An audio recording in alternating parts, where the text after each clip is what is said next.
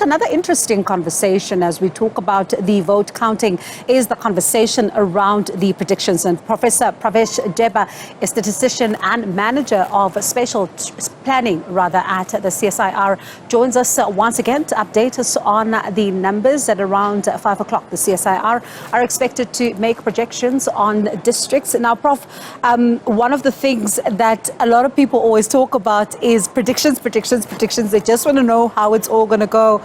I suppose it might be too early for us to get a prediction.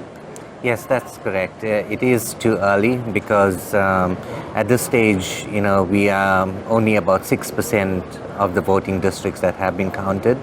And like I mentioned previously, we need, something between 10 to 15% of the voting districts counted.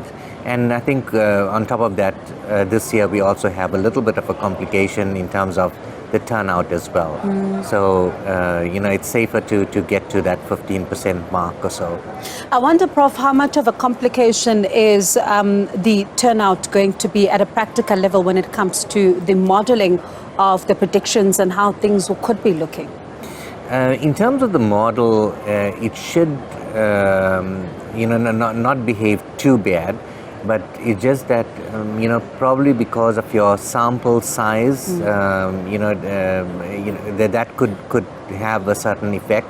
So that is why I'm saying, it might just be better if we are closer to the 15% mark, when we're doing the declaring the predictions. And when I was listening to Kanye earlier on, just talking to us about the process that unfolds as the counting, ensues in those voting stations, I wonder if we are going to get to a 15% before this show is over, because there's going to be a lot of fights and probably a lot of disputes as they try to then ensure that recounting happens until everybody is happy. But let's look at what we are seeing now. We are still nowhere near the 15%. Correct. But what picture would you say is being painted by the results that we're seeing so far? What I can do is I can compare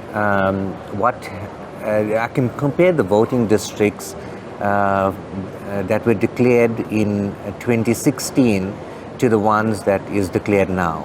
And so you're comparing like to like between the voting districts, and you're comparing actuals as well. So it's not a prediction or anything of that sort.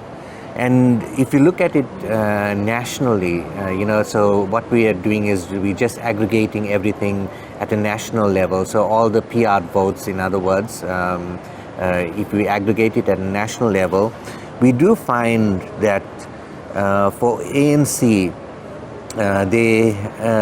for those districts that have been declared already, there is a drop from just above 50% to around 45% support for the ANC for those particular voting districts. And for the DA, there's a drop as well from around that just over 30% to under 30%, 28% or so. There is an increase for EFF,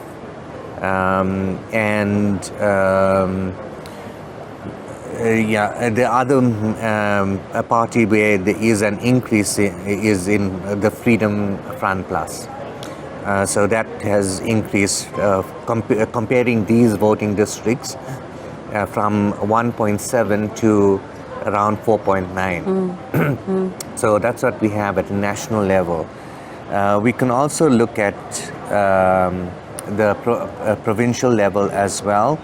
So for the Eastern Cape, at this stage, 6.5% of the voting districts have been declared. And again, if you compare like to like, for the voting districts that have been declared now compared to 2016, again for the ANC, there is a slight drop. So it was around about 71% or so. It's around 67% at the moment. For the DA, there's also a drop as well in the Eastern Cape. EFF, there's an increase from around 4.4 to 7.1. And for the Freedom Front Plus, there is a slight increase from 0.1 to 0.6. So that is for the Eastern Cape. For the Free State, there's only 4.4% declared, so probably it's a little bit too early. Gauteng only 1.1% declared, so I'm not going to talk about that. KwaZulu-Natal under a percentage declared. Mpumalanga, there's 5.3% declared at the moment. Now again, comparing like to like actuals, in 2016 for the ANC it was 63.8, it's dropped to 53.1. For the DA it was 21.6, it's dropped to 17.9. For the EFF it was 9, it's increased to 13.9. And for the Freedom Front Plus it was 2.2, it's increased to 6.2. And one of the things that, before I bring you in, Kanye, into this conversation, because a lot of the polling and the predictions when we were inching closer to this particular election are in fact, tallied with what you're talking about. When you look at the ANC on a decline, the DA on a decline, but the EFF appears to be the party that also is showing an upward trend, and the Freedom Front Plus also an upward trend, which we then saw also in the national election. But one of the things that I'm very keen to see, I know it's still early, but how then are you going to also be paying close attention to the independent candidates? Because a lot of people have really been watching them and saying that because the numbers have doubled and we're seeing a lot more of them, these numbers may change actually drastically. Yes. Unfortunately, we are not concentrating on the independent and the smaller parties. Mainly because the margin of error that we give, round about when there's about 15% of the voting districts declared, is about 2%. So, with the margin of error of 2%, you need to predict more the bigger parties. So that is why we obviously will have a challenge making any statements about the smaller political parties. And Prof, as we round up this conversation, let's then talk to the viewers about the mechanisms that are actually involved in the workings that you're doing behind the scenes to actually do some of these kind of like-to-like comparisons that you are then doing, which in fact, I must say, have really gotten us, spot-on results over the years. And a lot of people often wonder, how is it that you do that and you get it so right? Okay. So firstly, there's a difference between the predictions that we do and this like-to-like. So the like-to-like is actuals. It is exactly what has happened in 2016 compared to what has happened now. And it's just a matter of taking those voting districts that has been declared now and looking back into 2016 to see what was the results for those voting districts at that stage when it was declared. So that's it. For the predictions, on the other hand, what we do is we use the previous year's final results, and we cluster, we create clusters of similar voting districts based on their voting patterns. And we do this for each of the provinces.